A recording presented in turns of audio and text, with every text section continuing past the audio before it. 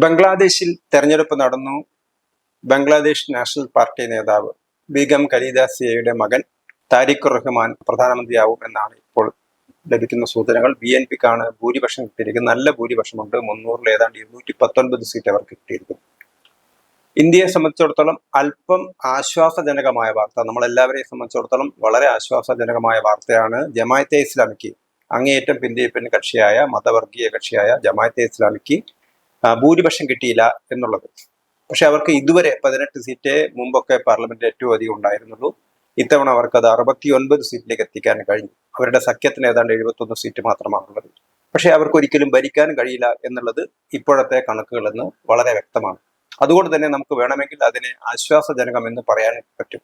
പക്ഷേ BNP ജയിച്ചത് കൊണ്ടും അല്ലെങ്കിൽ ജമാഅത്തെ ഇസ്ലാമിക്ക് അധികാരം കിട്ടാത്തത് കൊണ്ടും മാത്രം നമുക്ക് ആശ്വസിക്കാൻ കഴിയില്ല എന്നുള്ളതാണ് ബംഗ്ലാദേശിലെ ഇപ്പോഴത്തെ സംഭവ വികാസങ്ങൾ തെളിയിക്കുന്നത്.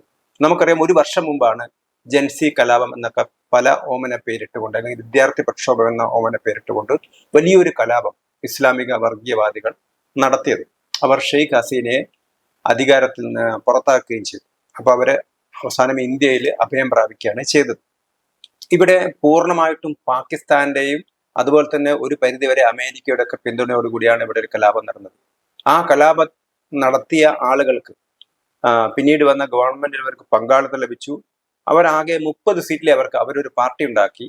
ആ പാർട്ടിക്ക് ജമാഅത്തെ ഇസ്ലാമിയായിട്ട് അവർ സഖ്യം ചെയ്തെങ്കിലും അവർക്ക് 30 സീറ്റിലാണ് അവർ മത്സരിച്ചത്. അവർക്ക് 5 പേർ മാത്രമാണ് ജയിക്കാൻ കഴിഞ്ഞത്. അതായത് ഒരു രാജ്യത്ത് ജൻസി കലാപം എന്ന പേരിൽ ഭരണാധികാരം പിടിച്ചെടുത്ത ഒരു ഗ്രൂപ്പിന് അവരൊരു പൊളിറ്റിക്കൽ പാർട്ടി രൂപീകരിച്ച് തെരഞ്ഞെടുപ്പിൽ മത്സരിക്കുന്ന സമയത്ത് 300 സീറ്റിൽ 5 സീറ്റ് മാത്രമാണ് അവർക്ക് കിട്ടിയത് എന്ന് പറയുന്ന സമയത്ത് തന്നെ നമുക്ക് അവരുടെ ജനപിന്തുണ മനസ്സിലാവും. അപ്പൊ അതുകൊണ്ട് തന്നെ ഇത് ബംഗ്ലാദേശിലെ നിലവിലുള്ള ഭരണകൂടത്തെ അട്ടിമറിക്കാനുള്ള പാകിസ്ഥാന്റെയും അമേരിക്കയുടെ ഒക്കെ ഒരു ഗൂഢാലോചന അതിന്റെ പുറകിലുണ്ട് എന്നുള്ളത് വ്യക്തമാണ്.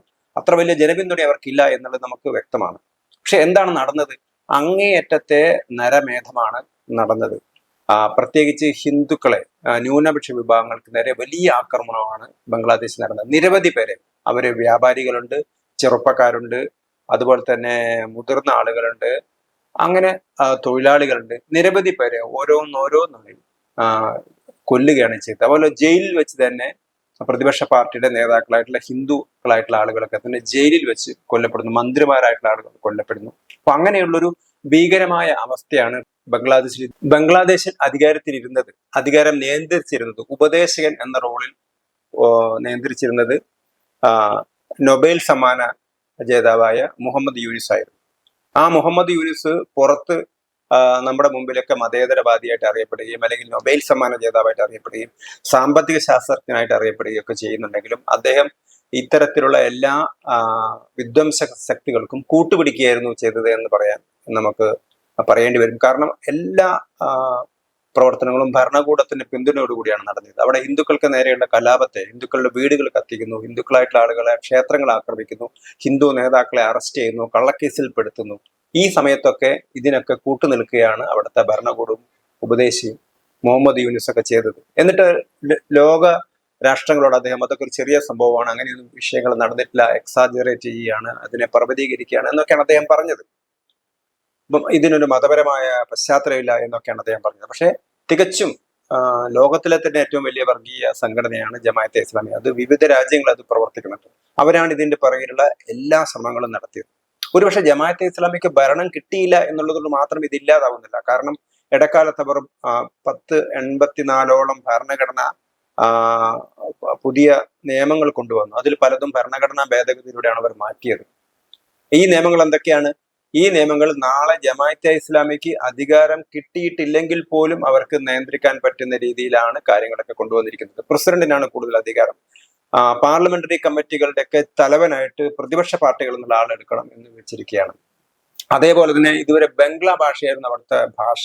പക്ഷേ അവര് പാകിസ്ഥാനെ കൂടി പ്രീണിപ്പിക്കാൻ വേണ്ടി അവർ ഉറുദു കൂടി അവിടുത്തെ ഭാഷയാക്കി മാറ്റിയിരിക്കുകയാണ്. ഇതൊക്കെ ജമാഅത്തെ ഇസ്ലാമിയുടെ കൈകളാണ് ഇതിന്റെ പുറകിലുള്ളത്. ജമാഅത്തെ ഇസ്ലാമി എന്ന് പറയുന്നത് പാകിസ്ഥാനിലെ പടിഞ്ഞാറൻ പാകിസ്ഥാന് വേണ്ടി നിലകൊണ്ട സംഘടനയാണ്. കാരണം 1971 ബംഗ്ലാദേശ് രൂപീകരിക്കുന്നത്. ഇന്ത്യയുടെ പൂർണ്ണമായ പിന്തുണയോടുകൂടിയാണ് ബംഗ്ലാദേശ് രൂപീകരിക്കുന്നത്. കാരണം ബംഗ്ലാദേശിലെ നേതാവായ മുജീബ് റഹ്മാൻ പാകിസ്ഥാനിലെ അസംബ്ലിയിലേക്ക് അദ്ദേഹം മത്സരിച്ച് ജയിച്ചു. അദ്ദേഹത്തെ പ്രധാനമന്ത്രിയാക്കാൻ പടിഞ്ഞാറൻ പാകിസ്ഥാൻ ആളുകൾ സമ്മതിച്ചില്ല. അങ്ങനെയാണ് അദ്ദേഹം പടിഞ്ഞാറൻ പാകിസ്ഥാനെതിരായ പോരാട്ടം നടത്തുന്നത്. അങ്ങനെ ബംഗ്ലാദേശ് രൂപീകരിക്കുന്നത് ഇന്ത്യയുടെ പൂർണ്ണമായ പിന്തുണയോടുകൂടിയാണ് ബംഗ്ലാദേശ് രൂപീകരിക്കുന്നത്. അന്ന് അവിടെ കൂട്ടക്കൊലകൾ നടത്തിയ പാകിസ്ഥാന്റെ പട്ടാളം കൂട്ടക്കൊലകൾ നടത്തുകയാണ് ചെയ്തത്.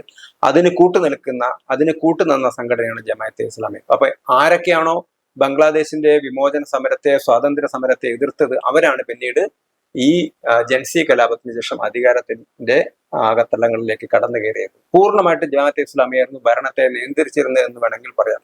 ഇപ്പം ഇനി അഥവാ ജമാഅത്തെ ഇസ്ലാമിക്ക് ഭരണാധികാരത്തിൽ എത്താൻ കഴിഞ്ഞിട്ടില്ലെങ്കിൽ പോലും അവർക്ക് ഭരണത്തെ നിയന്ത്രിക്കാൻ പറ്റുമെന്ന അവസ്ഥയിലാണ് കാര്യങ്ങൾ നിൽക്കുന്നത്.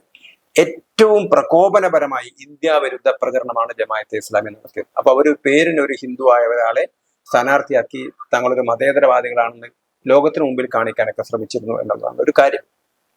മറ്റൊന്ന്, ബംഗ്ലാദേശ് തെരഞ്ഞെടുപ്പിന്റെ ഒരു അർത്ഥശൂന്യത എന്ന് പറയുന്നത് ബംഗ്ലാദേശിലെ തെരഞ്ഞെടുപ്പിലുള്ള പ്രാതിനിധ്യം വളരെ കുറവായിരുന്നു. ഇപ്പോൾ തന്നെ ഏതാണ്ട് 60% പേർ മാത്രമേ വോട്ട് ചെയ്ത ആളുകളിൽ ബംഗ്ലാദേശിലെ ഭരണപരിഷ്കരണത്തെ അനുകൂലിച്ചിട്ടുള്ളൂ. ഇതുവരെ ബംഗ്ലാദേശ് ഭരിച്ചിരുന്ന ഷെയ്ഖ് ഹസീനയുടെ നേതൃത്വത്തിലുള്ള അവാമി ലീഗിന് അങ്ങനെ ഒരു പാർട്ടിയെ തന്നെ തെരഞ്ഞെടുപ്പ് പ്രക്രിയയിൽ നിന്ന് മാറ്റി നിർത്തിക്കൊണ്ടാണ് തെരഞ്ഞെടുപ്പ് നടന്നത്. ഒരു ആഗോള സംഘടനയും ഐക്യരാഷ്ട്ര സംഘടനയും പലസ്തീനെ കുറിച്ചൊക്കെ വലിയ ബഹളം ഉണ്ടാക്കിയ സംഘടനകളൊന്നും തന്നെ ഇത്തരത്തിലൊരു പ്രശ്നം ഉണ്ടായിട്ട് ഒരു പാർട്ടിയെ മത്സരിക്കുന്നതിൽ തന്നെ ബാൻ ചെയ്തുകൊണ്ടാണ് ഒരു തെരഞ്ഞെടുപ്പ് നടത്തിയത്. ആരും ഒരു പ്രതികരിച്ചില്ല. ആഗോള തലത്തിൽ സംഭവമേ ആയി അത് മാറിയില്ല. ഒരു ഭാഗത്ത് ഹിന്ദുക്കൾക്ക് നേരെ വലിയ തോതിൽ ആക്രമണം നടന്നിട്ട് അതിന് ഐക്യരാഷ്ട്ര സഭയും അതേപോലെ തന്നെ അമേരിക്കയിലൊക്കെ തന്നെ കോൺഗ്രസിലെയും സെനറ്റിലേക്ക് അംഗങ്ങളൊക്കെ തന്നെ പ്രതിഷേധം പ്രകടിപ്പിച്ചിരുന്നു എന്നുള്ള സത്യമാണ്. പക്ഷെ അവാമി ലീഗിനെ തെരഞ്ഞെടുപ്പ് മത്സരത്തിൽ നിന്ന് ഒഴിവാക്കിയതിനെതിരെ വലിയൊരു പ്രതിഷേധം ഉണ്ടായില്ല. ലോക മാധ്യമങ്ങളൊക്കെ തന്നെ തെരഞ്ഞെടുപ്പ് വാർത്തകൾ കവർ ചെയ്യാമെന്ന സമയത്ത് അവാമി ലീഗിനെ കുറിച്ചൊരു പരാമർശം പോലും ഉണ്ടായിരുന്നില്ല. പക്ഷേ അവാമി ലീഗുകാരെ സംബന്ധിച്ചിടത്തോളം അവരെ പോലീസും അവിടുത്തെ ഭരണാധികാരികളും ചെന്നിട്ട് ജയിലിലടക്കുകയും അവരെ അടിച്ചമർത്തുകയും ചെയ്യായിരുന്നു.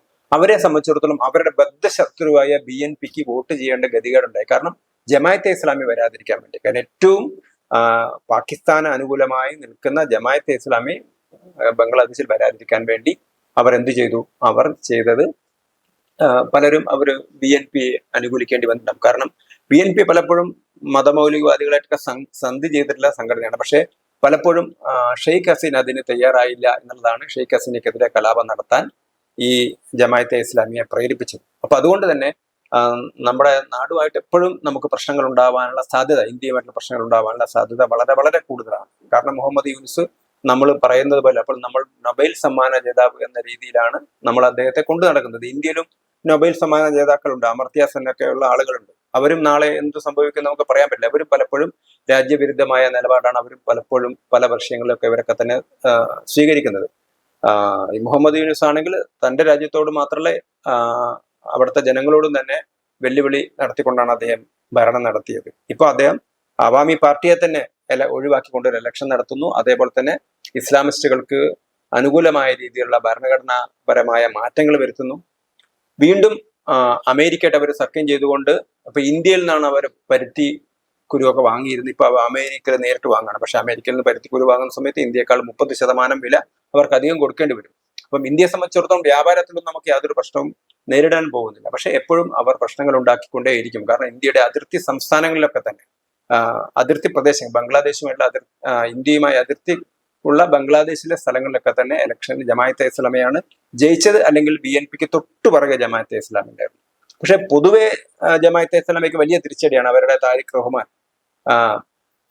അവരുടെ നേതാവൊക്കെ കടന്നുകൂടിയാണ്. 4000 വോട്ടിന് മാത്രമാണ് അദ്ദേഹം ധാക്ക 13 ജയിച്ചത് എന്നാണ് പറയുന്നത്. അപ്പൊ എന്തു തന്നെ ആയാലും ജമാഅത്തെ ഇസ്ലാമി നമുക്ക് വലിയ വിപത്താണ് ഉയർത്തിയിരിക്കുന്നത്.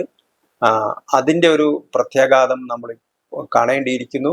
ഒരുപക്ഷെ അവർ തെരഞ്ഞെടുപ്പിൽ തോറ്റത് ആശ്വാസമാണെങ്കിൽ പോലും വലിയൊരു വെല്ലുവിളിയാണ് ബംഗ്ലാദേശ് നമുക്ക് ഉയർത്തുന്നത് എന്നുള്ളത് വളരെ വ്യക്തമാണ്. നമ്മുടെ പിന്തുണയോടുകൂടി ഉണ്ടായ രാജ്യമാണ്. പക്ഷെ അത് പാകിസ്ഥാന്റെ കൺട്രോളിലേക്ക് പോയിരിക്കുന്നു.